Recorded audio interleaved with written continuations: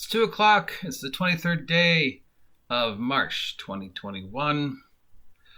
I am your grumpy guide to all things gaming, the OGGM, still feeling a little under the weather from the post-COVID shot number 2 and just everything that's happening in the last couple days. I got this new webcam thingy.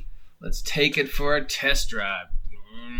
So, every now and then I like to toss out some controversy, and it seems to be the flavor of the week. So let's toss out some controversy. But first, support me, water. I need a sponsor, and I will sell out. Okay, so, and this came up sort of in my during Sunday's live stream with Legion of Myth. Thank you, Legion of Myth, for allowing me to sit in again. And it's a reoccurring fact that I seem to stumble across, and I just like it's sort of this mystery, and it's this idea that, well, 5th edition Dungeons and Dragons is the only system that allows me to, this is quotes, that allows me to play suboptimal character and doesn't punishes me. And it's the only system that has allowed me to roleplay the way I want to roleplay. And that's never been allowed before. So there's two statements in there we need to address.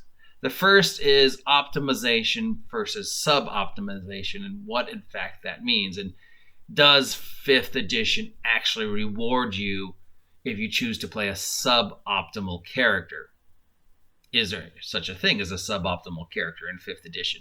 Or does it reward you for playing an optimal character?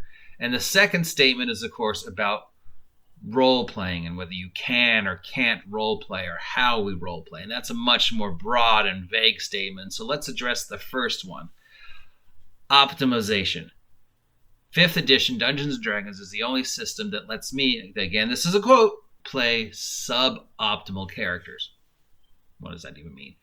And of course, the example, this is the funny part, the example that was given to me of what a suboptimal character is that the character chooses to use Lightning Bolt instead of Fireball as their 3rd level spell, because Lightning Bolt is less optimal than Fireball. Mathematically, they both do the same amount of damage. They both require the same saving throw. One's a straight line that can hit multiple targets if you aim it right. And one's a big old ball that can hit everybody, including your friends. So if you really want to pick a suboptimal 3rd level spell, pick an illusion or divination spell, because Fireball and Lightning Bolt is suboptimal. Yeah, no, I'm gonna call foul on that one. Now, if you mean by suboptimal, you mean quirky characters who don't just pick, the best feats and are more, well-rounded and have, things like cupcake making or whatever, and 5th edition rewards that, as opposed to 5th edition rewarding combat heavy characters who have optimized the system. Well, that's completely false. Okay. 5th edition, of course, rewards characters who are optimized and more efficient in combat, because that is the way 5th edition is designed. That's the way 4th edition was designed, 3rd edition, 2nd edition, 1st edition, 0th edition. It's the way every single solitary role-playing game that uses a combat matrix is designed, because mathematically +5 is a huge gap between +4 and +5 is a huge gap in percentages. Okay, now +4 and +5 might not seem that wide, but percentage wise, the way the math works in games, yes, the system rewards you to be optimized because math. It's as simple as that. Math.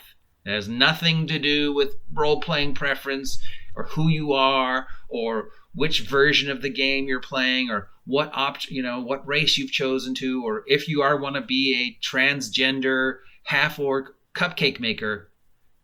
it doesn't matter. The bare bones engine of 5th edition, the bare bone engines of pretty much any role-playing game that uses a combat matrix is higher is better. The better your chances of hitting that target number, yes. So, of course, 5th edition rewards you. Don't tell me it's the only system that... There's no reward if you choose to play anything, okay? Experience points... dead central experience points are based upon beating the challenge rating of encounters. And the more challenge ratings encounters you beat, the more experience points you get. That's it. If you get experience points for role playing or playing in character, that's because the GM lets you have them. There's no rules for how to role play, right or wrong. The only experience points you get, according to the system and the way it's written, is by defeating challenge ratings. And then the experience points are based upon the challenge rating. Unless you're using milestones, then it doesn't matter how much or how little you contribute. As long as you hit all those keys on the milestone, then everybody's going to level at the exact same time. So if you're a transgender half-orc cupcake maker, or you're, Thug Bar the Thudbarian who have optimized your character, you're both going to level up at the exact same time. If there's role-playing experience, that's completely arbitrary. If you're choosing to play a quirky character, there's no reward or punishment for that. It's just you're choosing to have fun by being transgender half-orc cupcake girl, and that's perfectly fine. But the system does reward you for being optimized. Now, of course, 5th edition characters are more optimal than 4th edition characters, just as 4th edition characters were more optimized than 3rd edition characters, just as 3rd edition, because just the way the system has progressed. I mean, you cannot...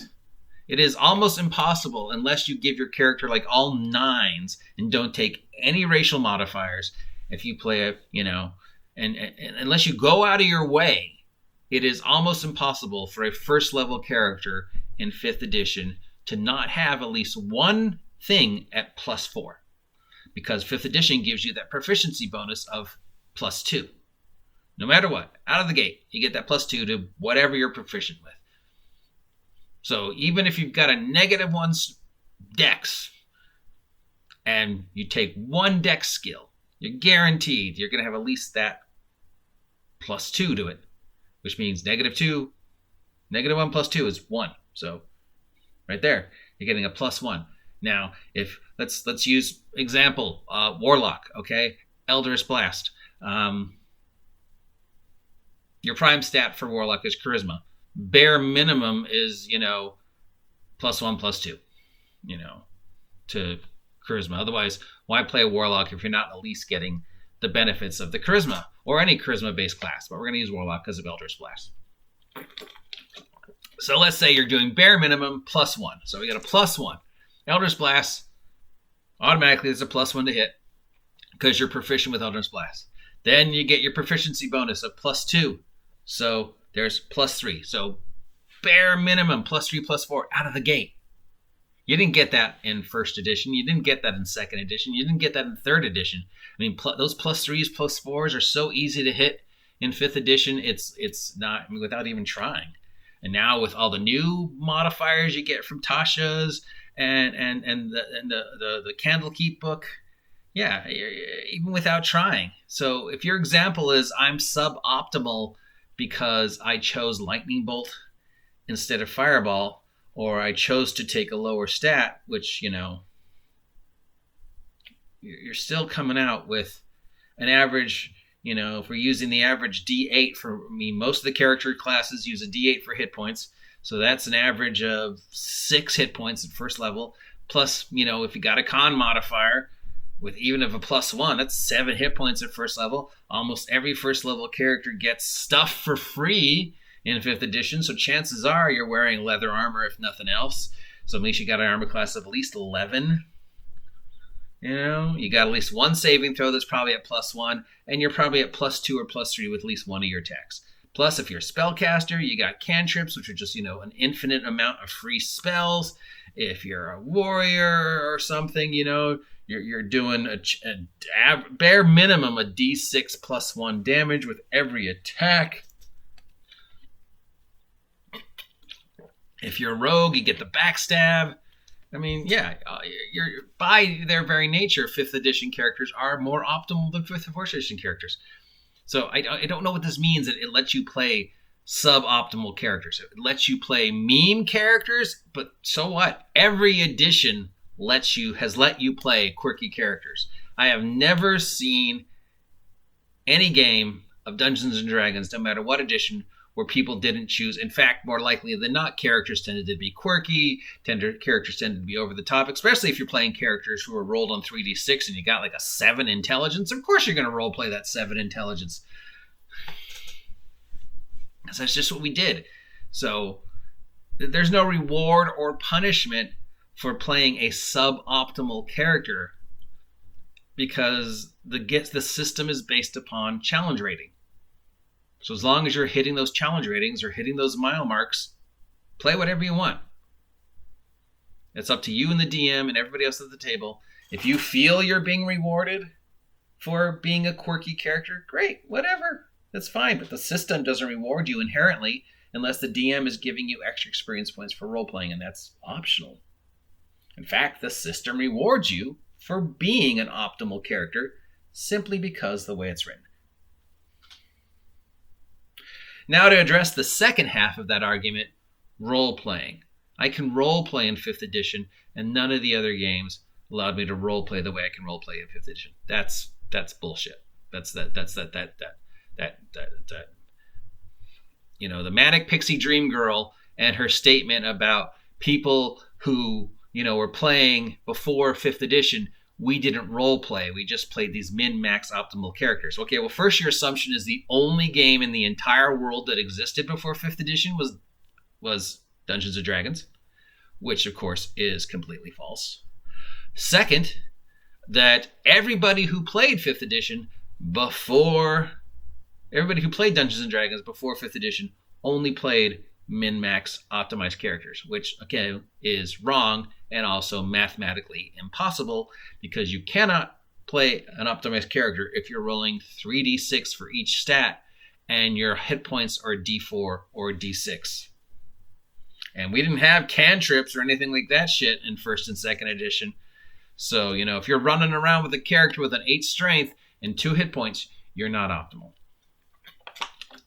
So, in case you didn't know, there are hundreds and hundreds of role-playing games all across the world that have existed before 5th edition, which means there are hundreds and hundreds of people who have been playing this hobby in some form or another for 40 some odd years. 50, you know, the 50th anniversary is coming up, so let's say 45 years. So for 45 plus some odd years, all over the entire planet, there have been people playing this game, some form of this game. And for every person that was playing Dungeons and Dragons, there's 2 or 3 people who are playing other systems. There is not a single one of the systems that tells you what way to roleplay. Obviously, certain systems sort of inherently suggest certain ways to roleplay. If you're playing Paranoia or Toon, you're gonna play differently than you would play Vampire the Masquerade. Then you would play differently than you would play Pulp Fiction role-playing game. Then you would play a superhero role-playing game. Then you play a supervillain role-playing game. So yes, there's different styles of role-playing.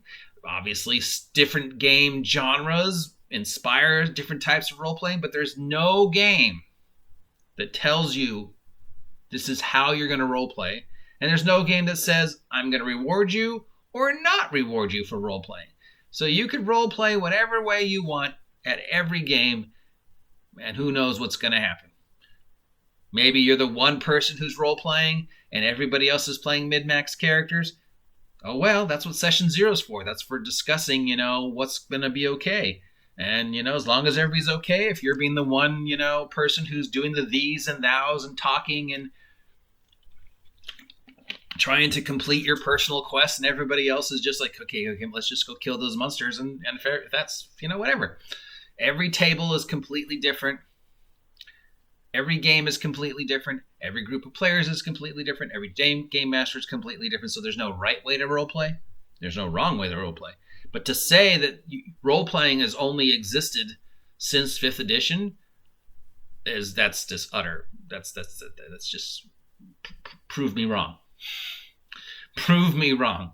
Interview every single solitary person who has ever played any role-playing game before 5th edition, and if they all say, oh no, I never role-played. Especially people who are playing like Vampire, which, predates 5th edition. Or LARPers, or, people who are playing games like Theatrix or Amber, diceless role-playing, which predates 5th edition and predates Vampire the Masquerade. Or people who are playing like Star Wars or superhero role-playing games, or games that, like Toon or stuff like that were all about role-playing.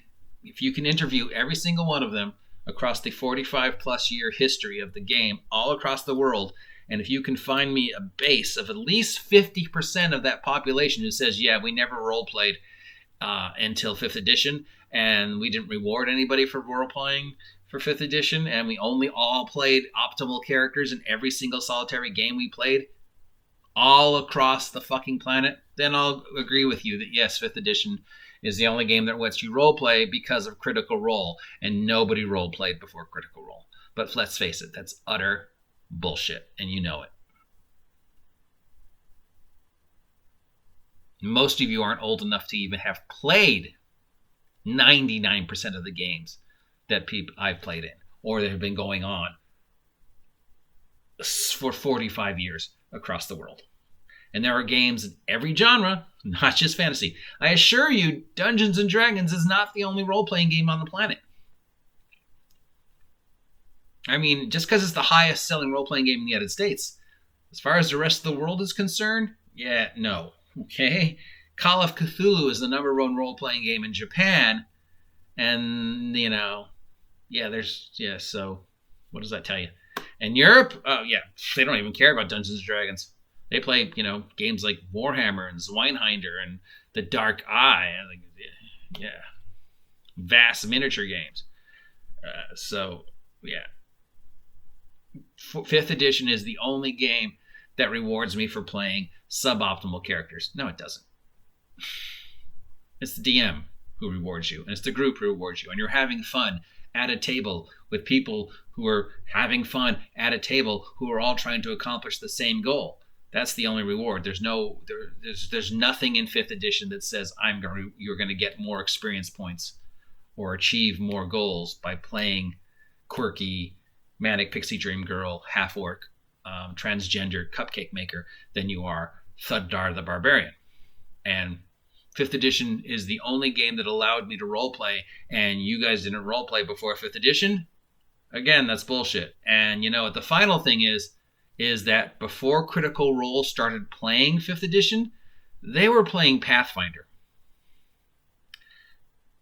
And they didn't start playing 5th edition until at least halfway through the first season of Critical Role. So were they not role-playing when they were doing Pathfinder?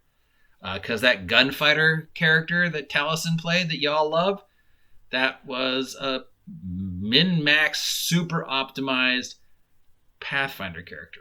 And the reason why Grog could do all the damage and, the gunfighter could do all the damage and stuff like that they were doing in those big fights towards the end was because they were based upon super optimized Pathfinder characters. So if you're saying that, we couldn't roleplay until 5th edition because of Critical Role and Manic Pixie Dream Girl, well, that's bullshit. And if you're saying, well, the only game that lets me allow to roleplay and has ever let me allow to roleplay the way I like playing is 5th edition, again, that's bullshit. But you know what? I am a fair and honest man. So if you can prove me wrong,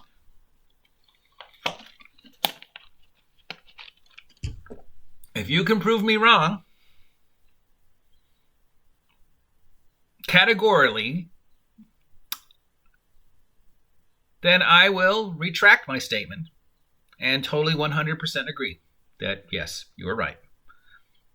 But until then, I am your grumpy guide to all things gaming. If you appreciate this content, please comment down below.